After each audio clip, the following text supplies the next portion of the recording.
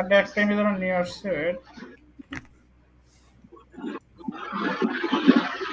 দেখেন আমরা রেফারেন্স হিসেবে দিচ্ছি এটা। তো এই ওয়াটারমার্ক এক একটা ইমেজ এক এক রকম থাকে, বুঝছেন? আমি একটা প্রসেস দেখাই দিচ্ছি, এই প্রসেসগুলো আসলে আপনার কোন ইমেজের জন্য কোনটা বেটার হবে আপনি বুঝতে পারবেন। আচ্ছা, আমি স্ক্রিন দেখতে পাচ্ছেন ভাই? হ্যালো, স্ক্রিন দেখতে পাচ্ছেন? হ্যাঁ। আচ্ছা দেখেন, খেয়াল করেন, মিউট করে রাখেন, সাউন্ড আসতেছে। দেখেন এখানে সাপোজ এটা গুগল থেকে ইমেজটা নিয়েছি, কপিরাইট লেখা আছে, ডন কাইন্ড অফ একটা ওয়াটারমার্ক। তো আমি এটা কয়েকটা প্রসেসে করতে পারি, সহজ ওয়েতে করতে পারি, একটু হার্ড ওয়েতে করতে পারি, ঠিক আছে?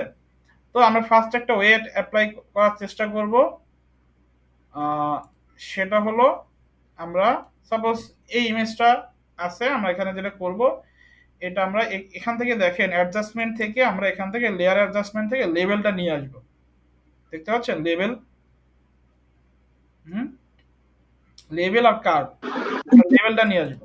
লেভেলটা আনার পরে এখানে দেখেন দুইটা অপশন আছে, লেফট সাইডে একটা অপশন আছে, রাইট সাইডে অপশন আছে, মিডলে একটা আছে, নিচে আবার দুইটা অপশন আছে। তো এই উপরে যে তিনটা অপশন আছে, এই তিনটা, লেফট সাইডে যেটা, এটা যদি আপনি বাড়ান তাহলে দেখবেন ব্ল্যাকের অংশটা বাড়বে, ঠিক আছে? আবার লেফট সাইডে যেটা আছে, রাইট সাইডে যেটা আছে, এটা যদি এদিকে আনেন তাহলে দেখবেন আপনার হোয়াইটের অংশটা বাড়বে, খেয়াল করছেন? হুম। জি, এটা দিয়ে আমি করছিলাম কিন্তু তারপর হ্যাঁ, এটা আসলো দিয়ে না। সব ইমেজের ক্ষেত্রে হবে না, সাপোজ এই ইমেজের ক্ষেত্রে নাও হতে পারে, ঠিক আছে? তারপর নিচে দেখেন দুইটা আছে, এইটা দিয়ে যদি আপনি বাড়ান তাহলে দেখেন হোয়াইট অংশটা বাড়তেছে। আবার রাইট সাইডে যেটা আছে এটা যদি দেন তখন দেখেন হোয়াইট অংশটা কমতেছে। তখন এরকম এই ইমেজের ক্ষেত্রে এই প্রসেসটা কিন্তু হয় না। আবার অনেক ইমেজের ক্ষেত্রে এই প্রসেসটা আবার কাজ করে যদি এটা খুব একটা গাঢ় না হয়, বুঝতে পারছেন? তো যে আমি এটা দিয়ে করছিলাম, আমারটা হয় না। সাপোজ এই ইমেজের ক্ষেত্রে এটা নাও হইতে পারে, যে সব ইমেজের ক্ষেত্রে হবে তা না, এটা আবার অনেক ইমেজের ক্ষেত্রে কিন্তু হয়ে যায়। কিরকম, আপনি যদি ফ্রি পিক থেকে কোনো ইমেজ নিয়ে আসেন, বা ফ্রি পিক থেকে যদি কোনো আহ, আপনি কোনো ইমেজের ওয়াটারমার্ক সহ ইমেজ নিয়ে আসেন, সেক্ষেত্রে কিন্তু এটা খুব ভালোভাবে কাজ করে। যদি কোনো ভেক্টর ইমেজ হয় বা কোনো আপনার ডিজাইনের ইমেজের উপরে যদি ওয়াটারমার্ক থাকে, ঠিক আছে? সাপোজ আমি একটা ভেক্টর ইমেজ আপনাদের দেখাই, ওই ওইটাও দেখাই, এটাও দেখাই। সাপোজ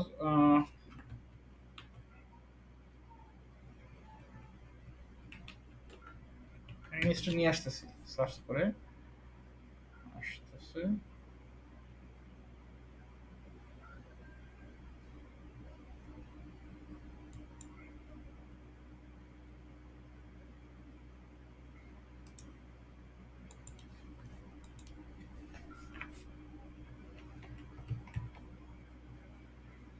দেখেন এই ইমেজটা কিন্তু দেখেন, এখানে ফ্রিবিক লেখা আছে না, দেখেন প্রত্যেকটা ইমেজের উপরে, খেয়াল করছেন? হুম, ফ্রিবিক এখানে কিন্তু লেখা আছে, ফ্রিবিকের ওয়াটারমার্ক এখন দেওয়া আছে। তো এই ইমেজের ক্ষেত্রে যদি আমরা আবার লেভেল দিয়ে অ্যাপ্লাই করি, উপর থেকে আসি, দেখেন লেভেল দিয়ে দেখি হয় কিনা, অ্যাডজাস্টমেন্টে আসি, দেখেন এই ইমেজের ক্ষেত্রে কিন্তু হয়ে গেছে, এক ক্লিকে হয়ে গেছে, খেয়াল করছেন? এই দেখেন হয়ে গেছে কিন্তু, জাস্ট এই রাইট সাইডে বাড়াইছি, এই ইমেজের ক্ষেত্রে এটা হয়ে গেছে। ওকে, সো কিছু ইমেজের ক্ষেত্রে এটা হবে, আবার কিছু ইমেজের নাও হইতে পারে। দেখেন আমি একটু এখান থেকে একটু বাড়ালে কমালে কিন্তু এটা অটোমেটিকলি অ্যাডজাস্ট হয়ে যাচ্ছে, রাইট? বাট এই ইমেজের ক্ষেত্রে হচ্ছে না। তো সেক্ষেত্রে প্রসেসটা কি, এই অনেকগুলো প্রসেস আছে। সাপোজ এখান থেকে আমরা আমরা কি আপনাদের রিটাসের ক্লাসটা নিছি এখনো?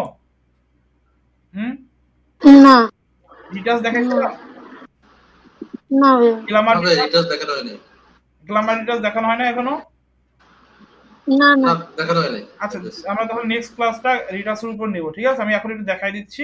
দেখেন রিটার্স দিয়ে খুব সহজে আপনি এটাকে রিমুভ করে ফেলতে পারবেন। কিভাবে? কয়েকটা এখানে টুলস আছে, একটা আছে spot healing tool, healing brush tool. Healing brush দিয়েও করতে পারেন, অথবা প্যাচ টুল দিয়েও করা যেতে পারে, এবং কন্টেন্ট অ্যাওয়ার্ড দিয়েও করা যেতে পারে। তিনটা টুল দিয়ে করা যেতে পারে, বাট কোনটাতে বেটার হবে এটা আপনাকে বুঝতে হবে। সাপোজ কন্টেন্ট অ্যাওয়ার্ড দিয়ে যদি করি, দেখেন কন্টেন্ট অ্যাওয়ার্ডটা অনেকটা ইজি। কন্টেন্ট অ্যাওয়ার্ড আসার পরে জাস্ট এটাকে সিলেক্ট করবেন। সাপোজ আমি একটা করি, সাপোজ সিটাকেই করি, একটা একটা করে করি, দেখেন এটাকে সিলেক্ট করলাম।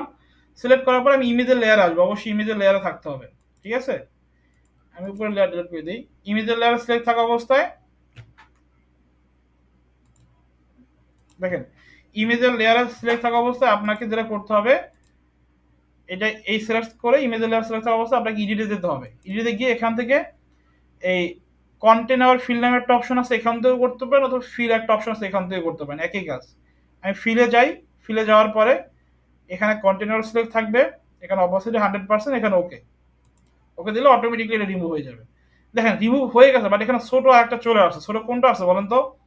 সাইডেরটা এখানে চলে আসছে, বুঝতে পারছেন বিষয়টা কি হয়েছে? সাইডেরটা চলে আসছে। এই কারণে আমরা কি করবো, আমরা যদি আর একটু পারফেক্টলি করার চেষ্টা করি, এটাকে পারফেক্টলি সিলেক্ট করার চেষ্টা করি ড্র্যাগ করে, এটা আপনি নর্মালি করতে পারেন, বা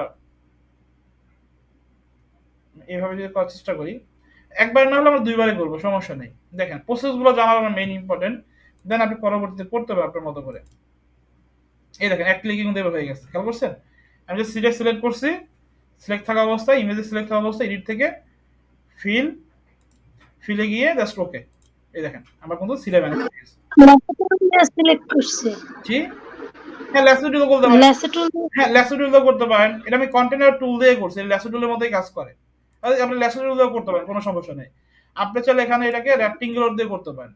সাপোজ আপনি র্যাপটিঙ্গুলার দিয়ে সিলেক্ট করলেন, মনে করেন এটাকে র্যাপটিঙ্গুলার করলেন, করার পরে আপনি ইমেজের লেয়ারে আসলেন, ইডিতে আসলেন, আনার পরে ফিল, ফিল থেকে ওকে, ডান হয়ে গেছে। বুঝতে পারছেন বিষয়টা? মানে আমরা সিলেকশন করে ফিলে গেলেই হলো, এডিট থেকে ফিল। না, ফিলে গিয়ে আপনি কন্ট্রোলার থেকে ওকে দেবেন, ওকে। এভাবে করে খুব সহজে করতে পারেন, ঠিক আছে? বুঝতে পারছেন প্রসেসটা? তো এটা একটা জি। প্রসেস মনে করেন। তারপর আরেকটা প্রসেস আছে, মনে করেন এখানে প্যাচ টুল আছে। প্যাচ টুলে কি, এই ওই প্রত্যেকটা টুল আমি দেখাবো আপনাদের। প্যাচ টুলে কি করতে পারেন, এটা সিলেক্ট করলেন, মনে করেন এটাও ওই ওরকমই, সবগুলো করার আগে সিলেক্ট করতে হবে। প্যাচ টুল দিয়ে আপনি সিলেক্ট করার পরে আপনি কি করলেন, এখানে দুইটা অপশন আছে, একটা সোর্স আর ডেস্টিনেশন। আমরা কি করবো, ডেস্টিনেশনে সিলেক্ট করে এটা ক্লিক করে যদি নিয়ে যাও অন্য জায়গায়, তাহলে এই সেম জিনিসটা এখানে চলে আসবে যদি ডেস্টিনেশন সিলেক্ট করা থাকে। তো সেম জিনিস তো কপি করার দরকার নেই, আমাদের দরকার হলো এখানে ভ্যানিশ করা। সেক্ষেত্রে আমরা যদি এই সোর্সে ক্লিক করি, দেন ক্লিক করে ড্র্যাগ করে অন্য জায়গায় নিয়ে যাই, তাহলে এটা যেখানে ক্লিক করে ড্র্যাগ করে নিয়ে যাবো, ওই অংশটি ওখানে পেস্ট হয়ে যাবে, এবং এটা চমৎকারভাবে ম্যাশ আপ হয়ে যাবে। করে দিলাম কন্ট্রোল ডি ডিসিলেক্ট, দেখেন এই হয়ে গেল। বুঝতে পারছেন বিষয়টা কি হয়েছে? আরেকবার দেখেন। তারপর এই ওয়াইটা দেখেন, ওয়াইটা দিয়ে করি, এটাকে সিলেক্ট করলাম,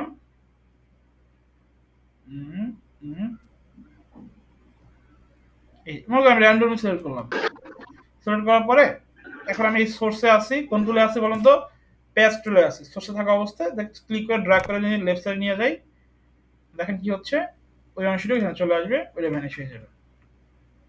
মূলত কি হচ্ছে বলুন তো, সাইডের অংশটুকু এখানে চলে আসতেছে, এই আর বিষয়, বুঝতে পারছেন? তারপর এখানে পেজ টুলের উপরে আরেকটা টুল আছে, দেখেন হিলিং ব্রাশ টুল। এটা অনেকটা ওইভাবেই কাজ করে। এই প্রত্যেকটা টুল আমি দেখাবো আপনাদের, এখন অতটা মাথা নাগামালো চলবে। হিলিং ব্রাশ টুল কিভাবে কাজ করে, এটা যদি কোথাও ক্লিক করেন তাহলে এটা কাজ করবে না ডিরেক্টলি, আপনাকে অল্টার ধরে যে কোনো জায়গায় ক্লিক করতে হবে। অল্টার দিয়ে ক্লিক করলে এই পয়েন্টটা এখানে চলে আসবে।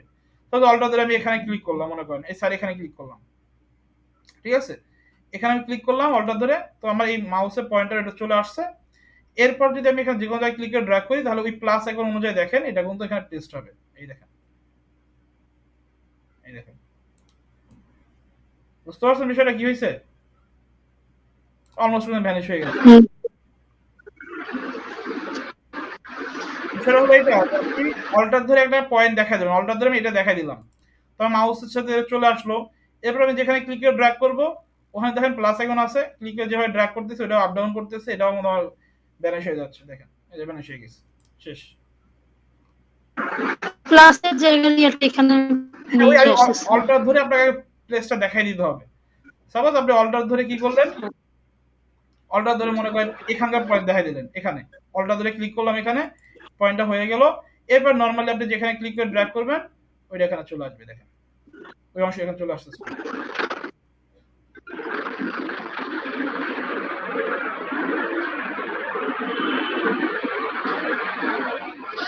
এখন আমি এখানে অল্টার ধরে ক্লিক করে এই এইটা আবার এখানে প্লেস হয়ে যাবে।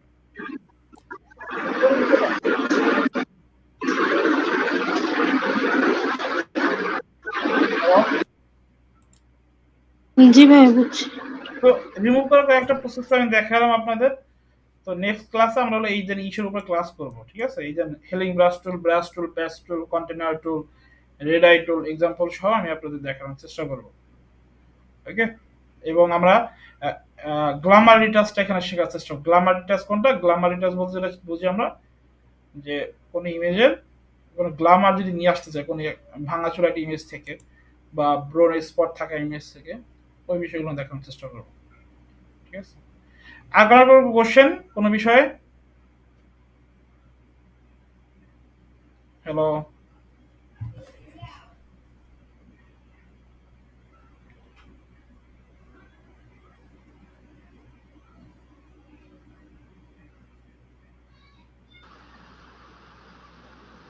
আজকে কি এই পর্যন্ত রাখবেন না আরো সামনে থেকে যাবেন?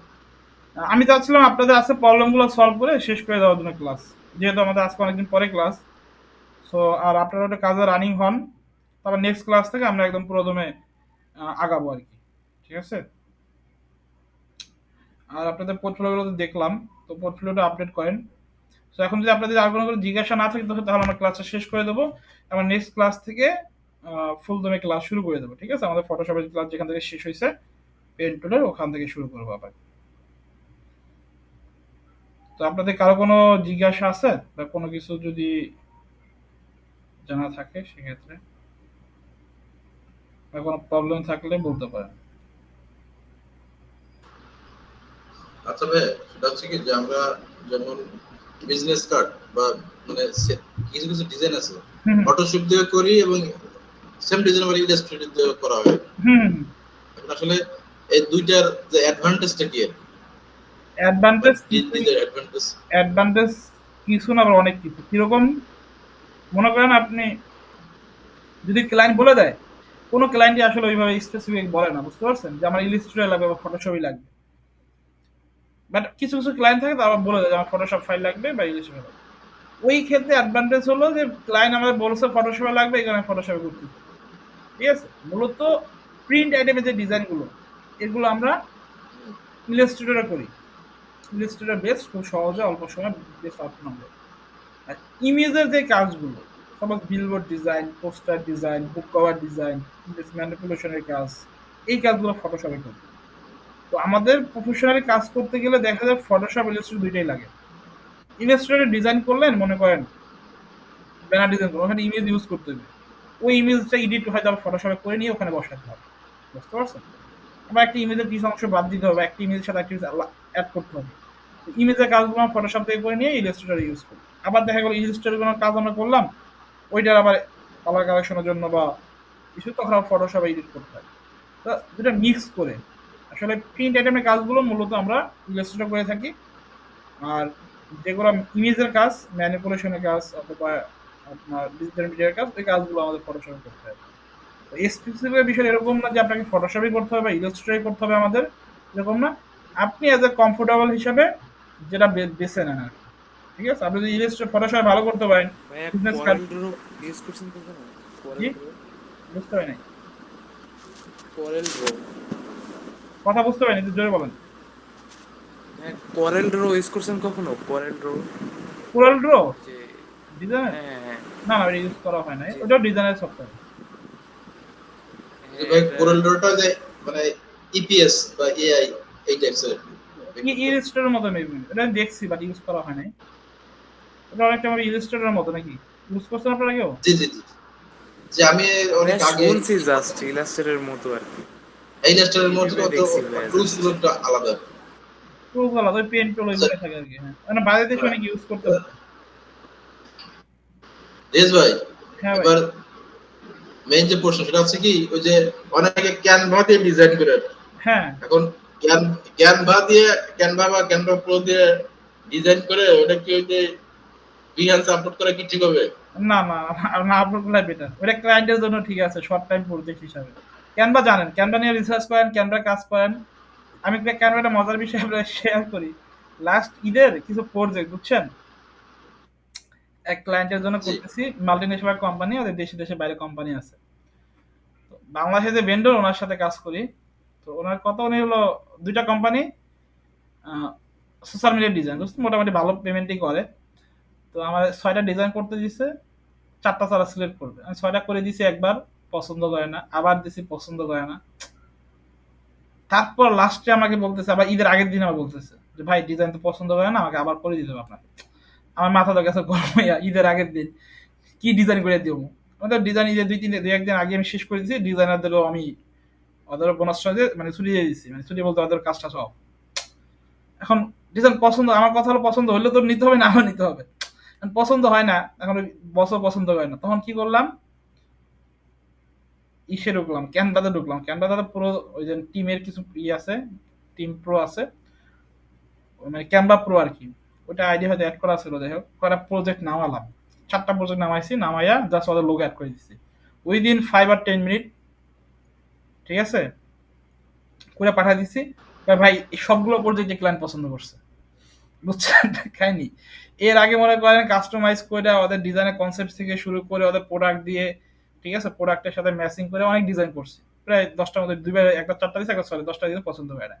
ক্যানভা দিয়ে একবার দিছি, ক্লায়েন্ট হ্যাপি, ভাই এই 4টা ডিজাইন আমরা পছন্দ করছি, ঠিক আছে, এই 4টাই আপনি ফাইনাল করে দেন। এন্ড বিষয় হলো যে ক্লায়েন্ট আসলে ক্যানভা চেনে না, ম্যাক্সিমাম ক্লায়েন্ট ফটোশপে চেনে না, ইলাস্ট্রেটরও চেনে না, মানে অনেক ক্লায়েন্ট আছে, আবার অনেকে আবার চিনে, ঠিক আছে। সো আপনি যদি ক্যানভা অ্যাজ এ ডিজাইনার হিসেবে আমাদের ক্যানভা বলেন, এআই বলেন, ইলাস্ট্রেটর বলেন, ফটোশপ বলেন, আর্টিফিশিয়াল ইন্টেলিজেন্স বলেন, চ্যাট জিপিটি বলেন, সবকিছুই আমাদের জানা থাকা লাগবে, বুঝতে পারছেন। তো ক্যানভা আপনারা স্টাডি করেন, ক্যানভা কিভাবে কাজ করা যায় বা কিভাবে করতে পারেন। এখন ডিজাইনার দেখে যে ক্যানভা দিয়ে করা যাবে না, এটা মিসকনসেপশন অনেকে থাকে। তুমি ফটোশপ ইলাস্ট্রেটর করো, তুমি ক্যানভা দিয়ে কেন করবা, বিষয়টা একদম এরকম না। ক্যানভা দিয়েও করেন, সমস্যা নেই। আমি অনেক অনেক সময় দেখা যায় আমি ঢাকার মানে বাসার বাইরে থাকি, এখন মনে করেন ওই লাস্ট নারী দিবসে একটা প্রজেক্ট আমাকে একটা কোম্পানির জন্য 2টা ডিজাইন করে দিচ্ছি, ওদের আরেকটা কোম্পানি কনসার্নের জন্য আরেকটা ডিজাইন লাগবে, তখন তো আমি বাইরে কিভাবে দেবো, আমি তো ফটোশপ ইলাস্ট্রেটর তো ফোনে নাই। তাদের লোগোটা চাইছে, লোগোটা দিচ্ছে, লোগোটা এই যে ফোন দিয়েই, ক্যানভা ফোনে ইউজ করা যায়, ফোন দিয়ে আমি একটা টেমপ্লেট নামাইয়া জাস্ট লোগোটা অ্যাড করে পাঠিয়ে দিচ্ছি, ওরাও হ্যাপি, আমিও হ্যাপি, ঠিক আছে। সো আপনার ডিজাইন হিসাবে সবই আপনাকে জানতে হবে, ক্যানভাও জানতে হবে, বাট ক্যানভার প্রজেক্টগুলো বিহান্সে না আপলোড করা বেটার, কারণ ক্যানভার যে প্রজেক্টগুলো হয় কি, ওই সেম প্রজেক্ট 10জন ইউজ করে, একটা টেমপ্লেট থাকে, ফ্রি টেমপ্লেট বা পেড টেমপ্লেট বলেন, ওইটা কিন্তু আরো 10জন ইউজ করে। যদি আপনি কাস্টমাইজ করতে পারেন ওরকম ভাবে 2-3টা টেমপ্লেট মিলে, তো সেক্ষেত্রে বিহান্স রাখতে পারেন, সমস্যা নেই। যে এরকম যদি হয় না, বিহান্সের ডিজাইন আছে, আপনি অনেকগুলো শেপ আলাদা অ্যাড করছেন, এলিমেন্ট অ্যাড করে নতুন ডিজাইন করলেন, যেটা আসলে ক্যানভাতে আর কেউ খুঁজে পাবে না, যেটা আপনি ক্রিয়েট করছেন, বুঝতে পারছেন গাজী ভাই। সেক্ষেত্রে বিহান্স রাখতে পারেন, জি জি জি জি। সেক্ষেত্রে বিহান্স রাখতে পারেন, সমস্যা নেই, বুঝতে পারছেন। আর যদি একদম সরাসরি না রাখাই বেটার। এগুলো ক্যানভার কাহিনী, ক্যানভা নিয়ে স্টাডি করেন আপনারা, ওইটা নিয়েও কাজ করেন, সমস্যা নেই, ওটারও বেনিফিট আছে, ঠিক আছে। ক্যানভাতে আপনার অনেক কম সময় ভালো ডিজাইন করা যায়, but as a professional design হিসেবে ফটোশপ ইলাস্ট্রেটর জানা থাকলে ক্যানভাতে অনেক কাজ আছে করা যায় না আসলে, বুঝতে পারছেন, এডিটের কাজগুলো এটা ফটোশপ ইলাস্ট্রেটর করা যায় আর কি। তবে ক্যানভাস টাইম সেভ হয় আর কি। একটা টেমপ্লেট নিয়ে হুম, এখানে কিছু ডেমো টেক্সট দেওয়া, ডেমো টেক্সট দেওয়া থাকে আর ক্লায়েন্টের টেক্সট গুলো বসাতে থাকে। বসাই দিয়ে লোগোতে বসাই দিয়ে, ওই ফ্রি পিকের মতো আর কি। আপনার ফ্রি পিকের ফাইলটা আমার এডিট করে দিতে পারেন। আচ্ছা ক্যানভা কি যে মানে এআই বা ইপিএস এরকম তো হয় না, ওটা তো সব তো জেপিজি টাইপের আসে। ওদের জেপিজি আসে আর হলো পিডিএফ আসে, আর ভিডিও হলো এমপি4। হ্যাঁ জেপিজি। হ্যাঁ, হ্যাঁ কিন্তু যে ইপিএস বা এআই এটা তো আমি খুঁজে পাইনি। না না, ওটা ওদের পিডিএফ আসে, পিডিএফ পাবেন, হ্যাঁ পিডিএফ। জেপিজি তো ওটাকে পিডিএফ করে দেয়। হুম, ওইটা পিডিএফ পিডিএফ পাবেন।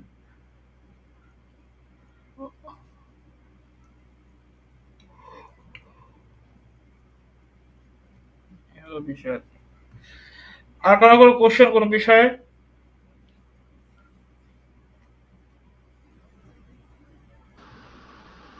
ভাই আমাদের কি যে ফাইবার বা ওই মার্কেট প্লেস নিয়ে তো ক্লাস হবে শেষের দিকে না? হ্যাঁ, আমরা আপনাদের এই যে পোর্টফোলিও ক্লাস হয়ে গেছে, ফটোশপের ক্লাস হওয়ার পরেই আপনাদের ফাইবার প্লাস আপওয়ার্ক ক্লাস নিব, বুঝছেন। ফাইবারে আপনাদের মোটামুটি ভালো ক্লাস 4-5টা ক্লাস হবে, আপওয়ার্কের উপর ক্লাস হবে, কোনো টেনশন নেই। কিন্তু এর আগে আমি আপনার চাচ্ছি যে পোর্টফোলিওটা যাতে আপনাদের আমাদের ফটোশপ ক্লাস শেষ হতে হতে, আমার টার্গেট ছিল যে প্রত্যেকটা ব্যাচে এভাবেই আমি আগাই, যে আমাদের যাতে ফটোশপের ক্লাস শেষ হতে হতে যাতে আমরা মিনিমাম একটা 20টা বা 25টা প্রজেক্টের যাতে একটা পোর্টফোলিও দাঁড়া যায় আপনাদের, তখন দেখা যায় মার্কেটে গিয়ে বিড করলে বা প্রজেক্ট আপলোড করলে কাজ পাওয়ার পসিবিলিটি বেশি থাকে।